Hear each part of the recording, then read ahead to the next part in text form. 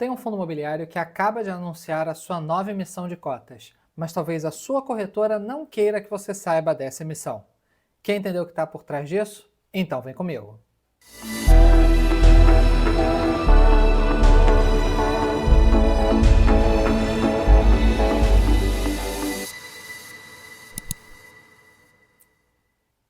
Alô pessoal, sejam todos muito bem-vindos a mais um vídeo do canal Clique Invest. E eu não vou fazer grande mistério não. O fundo imobiliário que a gente vai falar é o AF Invest CRI, que é o AFHI 11. Um fundo que nem é tão grande assim, já faz parte do IFIX, também não tem tantos cotistas, mas que está fazendo a sua quarta emissão de cotas. Porém, um grupo de corretoras já disse internamente que não é para a equipe estimular essa oferta. Então aqui nesse vídeo a gente vai falar um pouquinho do fundo, vai falar um pouquinho das questões sobre alinhamentos de interesse, porque esse fundo já deu excelentes exemplos de alinhamento de interesse com seus cotistas. A gente vai falar da oferta, pipeline, taxa de emissão, etc, etc, etc. E por que que um grupo de corretoras não quer que você faça adesão a essa oferta. Legal? Então, vamos começar pelo fundo em si. Vamos abrir aqui o relatório gerencial. Claro, os links vão estar aqui na descrição de todos os documentos que eu estou mostrando aqui, naturalmente, como sempre faço. Então vamos lá, é o AF Invest CRI, o AFHI 11. Ele é um dos menores fundos de recebíveis hoje da Bolsa, né? Daqueles do IFIX. A gente tem fundo com mais de 5, 7 bilhões de reais. Se a gente pegar a média dos fundos de CRI, né, os fundos recebíveis da Bolsa, do IFIX, a gente está ali com uma média de mais ou menos 1,2 bilhão. Esse fundo ele tem um patrimônio, como está aqui, menos de 290 milhões. Então é 20% da média dos fundos do IFIX, né, de CRIs. Ele é um fundo relativamente novo, ele é de abril de 2021, então ele é um fundo ali que tem um pouquinho mais de 2 anos de bolsa. A gestora talvez você possa não conhecer, a F Invest Real Estate, mas ela é do grupo Araújo Fontes, que é um grupo já que tem mais de 30 anos de experiência no mercado de investimentos em geral, seja assessorando empresas que estão fazendo fusões e aquisições, seja emitindo CRIs, emitindo CRAs, emitindo debêntures. É um grupo que tem aí mais de 3 décadas, então, e que recentemente entraram nesse ramo de gestão de fundos imobiliários. Mas a equipe em si também não é só gente nova. Por exemplo, quem está muito à frente desse fundo é o Rafael Jareta, que muita gente conhece da época que ele era ali gestor do GGRC. Ele ficou ali, ele não fundou o fundo, mas ele ficou ali numa fase inicial do fundo. Ele sempre foi bastante público, sempre deu muita entrevista, sempre falou muito, né? Sempre foi uma cara pública, uma public face da GGR, né? Porque ele era do GGRC, e hoje ele está aqui. Então é só para dar um exemplo de uma pessoa bem conhecida e que mostra que o fundo não é tocado por pessoas que têm 2 anos de experiência em bolsa, tem bem mais do que isso. A gente olhando aqui os rendimentos, a gente vê que o fundo ele tem uma lógica de linearizar os rendimentos. Então, no momento que de repente o fundo teve um resultado mais forte, ele pode reter um pouco desse resultado. Então a gente vê aqui meses, por exemplo, que ele deu 1,55 de resultado, ele só distribuiu 1,40. No outro mês ele deu 1,45 de resultado, ele distribuiu 1,30. E aí, no mês que de repente o resultado foi mais abaixo, ele usa esse resultado para tentar não dar tanta variação assim nesses rendimentos. Então, ó, outubro do ano passado, o resultado foi de 88, mas ele distribuiu 95, porque ele já tinha esse resultado. E ele coloca aqui então a reserva acumulada, ele também dá muita transparência nisso, de olha, aqui a gente fez reserva, aqui a gente usou reserva. Então, basicamente em dezembro, ele zerou o que ele tinha de resultado acumulado. E hoje ele tem basicamente constituído ao longo desse ano um resultado acumulado de 27 centavos por cota. Então, mesmo que nos próximos meses venha um resultado um pouco mais baixo, ele tem ainda esse estoque para poder tentar manter os rendimentos ali de uma forma mais linear um pouco.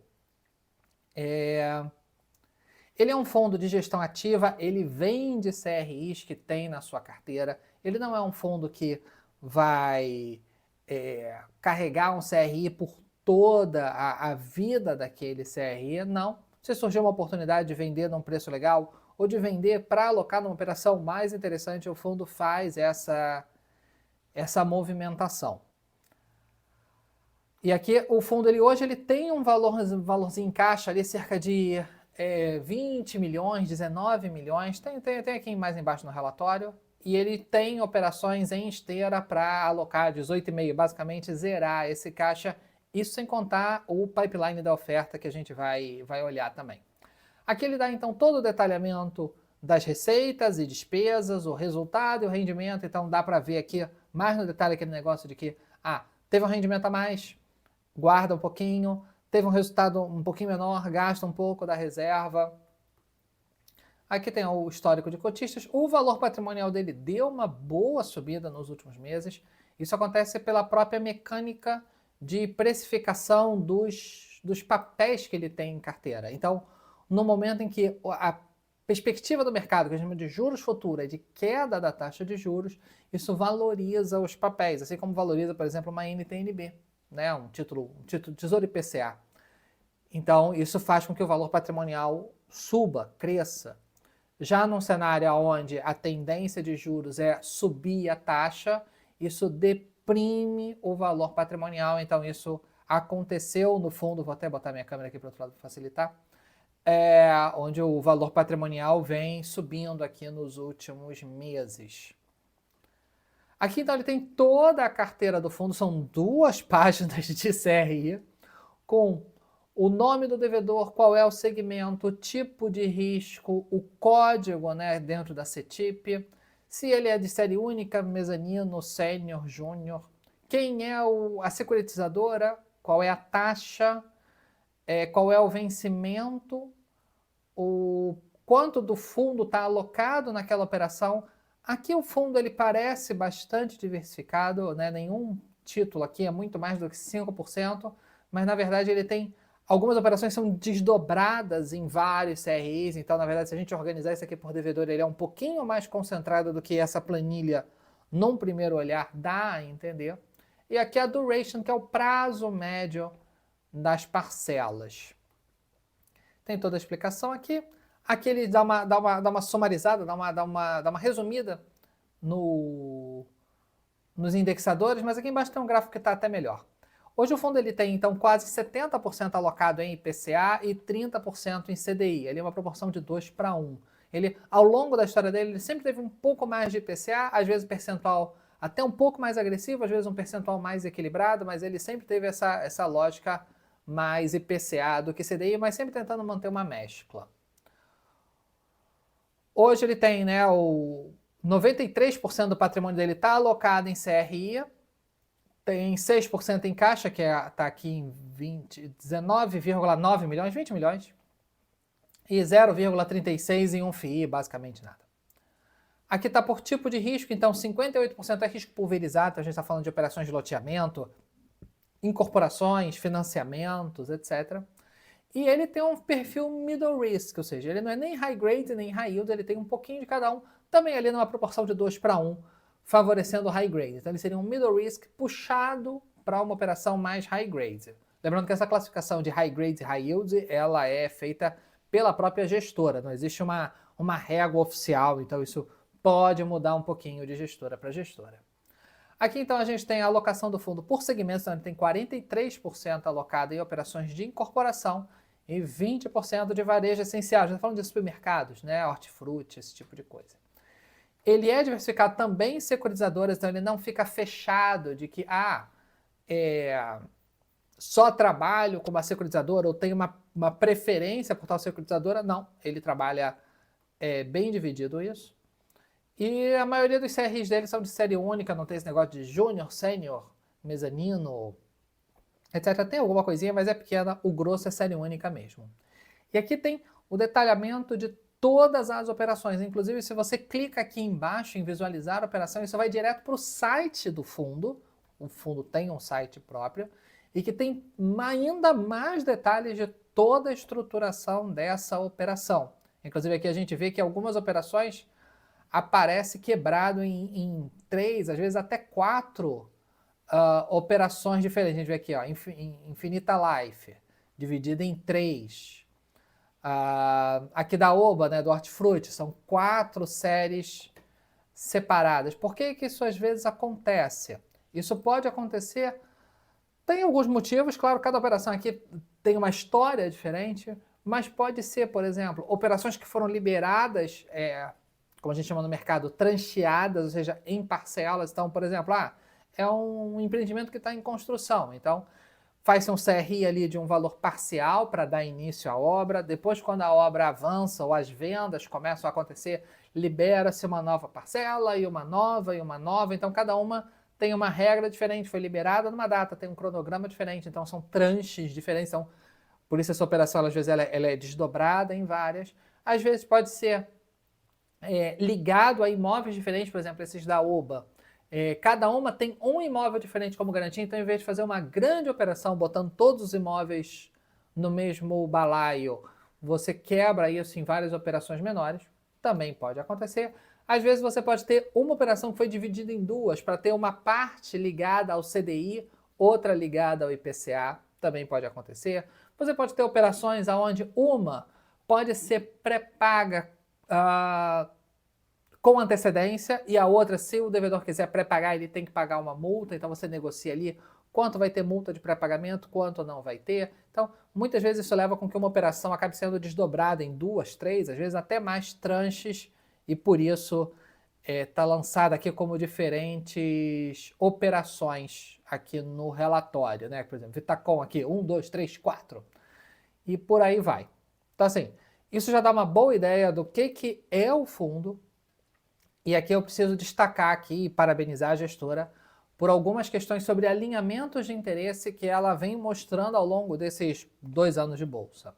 Primeiro que as ofertas dela têm saído com custo assumido pela gestora, certo? Inclusive, esta oferta ela não terá custo para quem quiser participar. E aqui com uma explicação bem clara.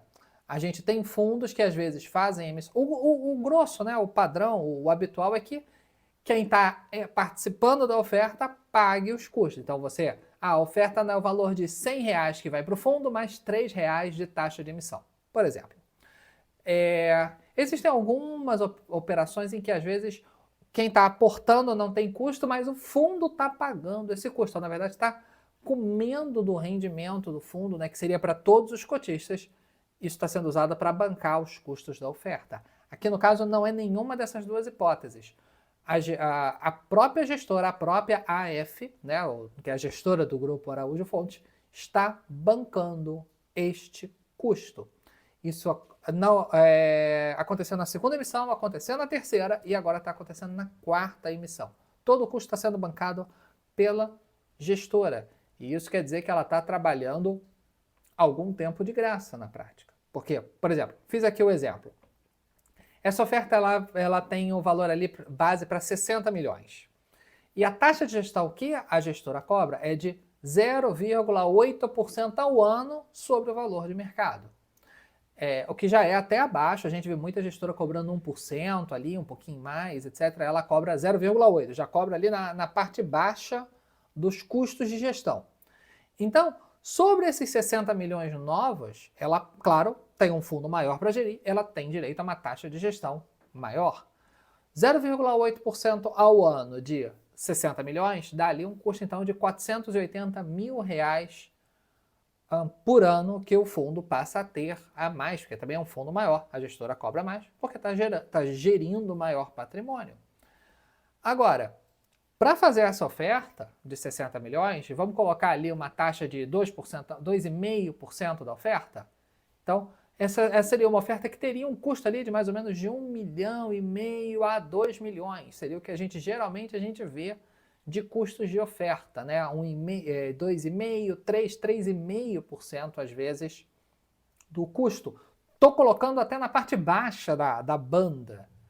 Então, na verdade, a AF está desembolsando, está gastando 1,5 milhão para poder fazer essa oferta, 1,5 milhão, talvez 2 milhões, para botar essa oferta de pé.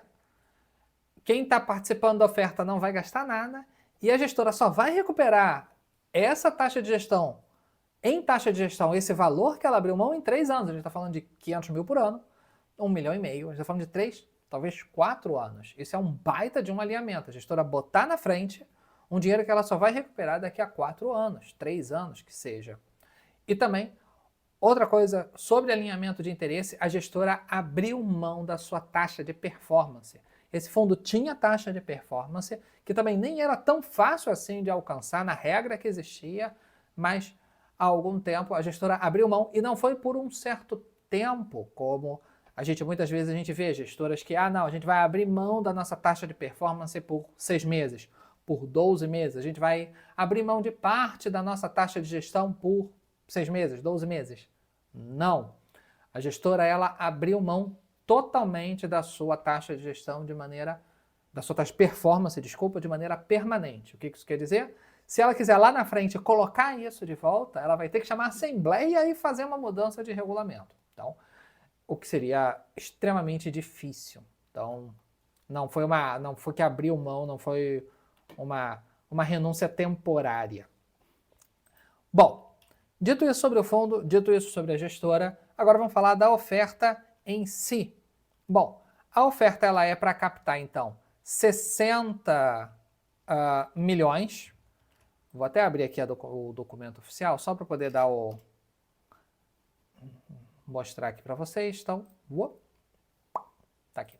Então, a oferta ela é no valor de 60 milhões. Dependendo da demanda, ela pode ser aumentada. Aqui tem uma informação que provavelmente vai ser retificada a qualquer momento, porque ele diz que o montante adicional, né, ou seja, quanto pode aumentar essa oferta é de 20%, o que daria 10 milhões.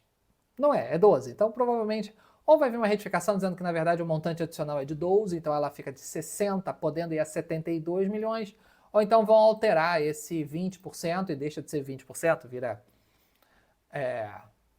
18%, sei lá, teria que fazer a conta certinha para valer aqui os 10 milhões, que é um copia e cola que alguém fez errado, mas a oferta é de 60 milhões, podendo chegar a 70 ou 72, dependendo da demanda, certo? O preço da emissão 96,17, que é exatamente o valor patrimonial do fundo, certo? E essa informação super fresca, eu digo isso porque, claro, às vezes tem uma emissão, outra que o gestor está usando o valor patrimonial, mas é um valor patrimonial que já saiu há algumas semanas e durante a oferta sai um novo valor patrimonial e aí às vezes gera algum desconforto, etc. Aqui não. O informe mensal, né, que atualiza o valor patrimonial, saiu no dia 17 de julho e a emissão foi anunciada no dia 18. Então, o valor super fresco tinha saído há menos de 24 horas, então, valor super fresquinho. E o fundo, ele anunciou aqui, ele deixou aqui aonde ele pretende alocar. Então, a gente vê, tem aqui a esteira, tem o pipeline, como a gente chama, né, com os setores, a maioria no setor de incorporação, que é onde hoje o fundo já tem uma boa fatia do seu patrimônio. Algumas operações atreladas ao IPCA, outras ao CDI, aqui até no percentual bem equilibrado, né, 55 IPCA, 45 CDI. Taxa média, então, das operações IPCA mais 9,6, taxa do CDI a 4,79.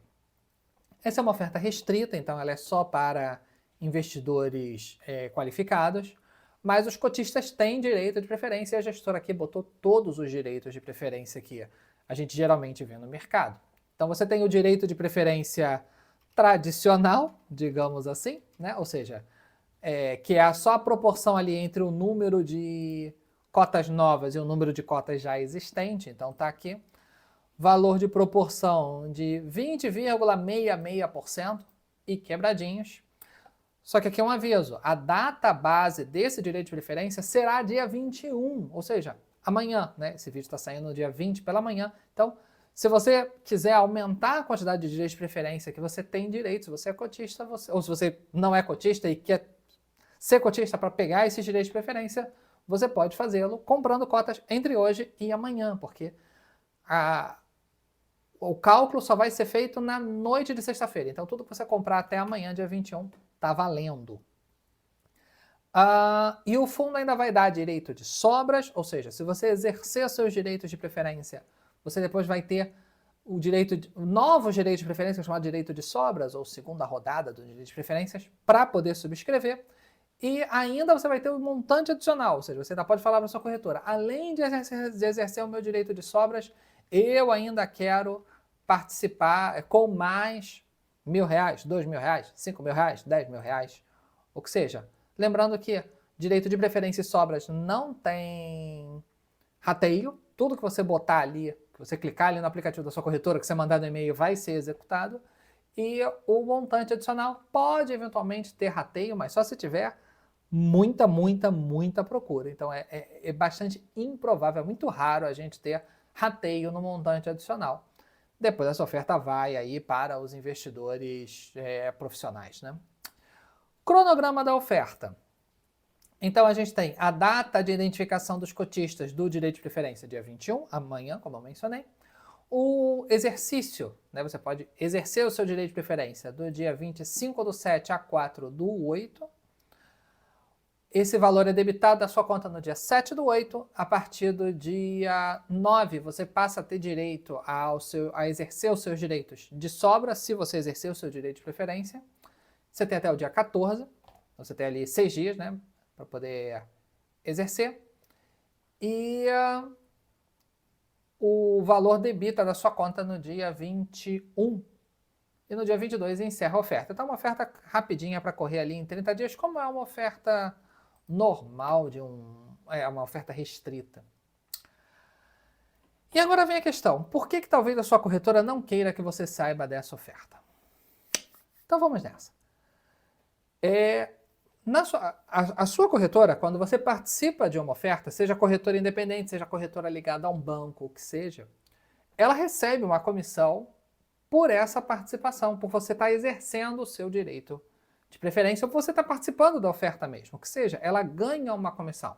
Aquelas taxas, aqueles custos da oferta, seja, a oferta teve custo de 3%, uma fatia disso é para comissionar as corretoras que participam dessa operação. E as corretoras têm por tradição dividir uma parte dessa comissão que ela recebe com o assessor autônomo, com o seu gerente, com aquela pessoa que te atende, aquela pessoa que está ali no contato contigo, seja um assessor, seja um gerente ou o nome que tenha. Então, cada vez que você participa, o seu assessor, o seu gerente é remunerado na maioria das corretoras.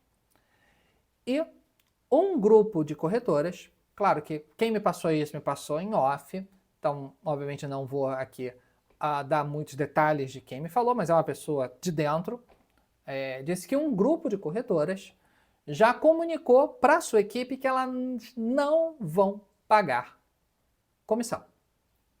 Sim, o seu assessor autônomo, o seu gerente não vai receber comissão se você tiver conta nesse grupo de corretoras. Sem maiores explicações, né? A corretora só falou, olha, nessa oferta aqui a comissão é tanto, nessa oferta a comissão é tanto, nessa comissão é tanto, no AFHI 11 é 0. Simples assim. Existem geralmente 2 motivos que justificam isso. Um desentendimento sobre a comissão que a corretora vai receber, então ela de repente pode estar achando que é um valor baixo, então em protesto ela não vai remunerar os seus assessores e gerentes e etc. Ou então é um cronograma que está concorrendo com outros fundos, dos quais a corretora tenha maior interesse em que sejam bem-sucedidos. Então, para não gerar concorrência, ela está encorajando a equipe, através de comissionamento, a dar gás, a dar pressão, a dar visibilidade a uma certa oferta e não dar ao AFHI. Pode ser porque o comissionamento que a corretora está recebendo é maior, pode ser porque ela é ligada a uma gestora, ela é ligada a uma administradora, então ela dá preferência para que as pessoas sejam mais avisadas e sejam mais encorajadas pelas suas equipes a subscrever naquela oferta do que nessa do AFHI. Então, já fica aqui o recado. Cuidado em depender das informações que vêm através da sua corretora, porque ela tem os seus interesses, ela quer gerar o seu lucro.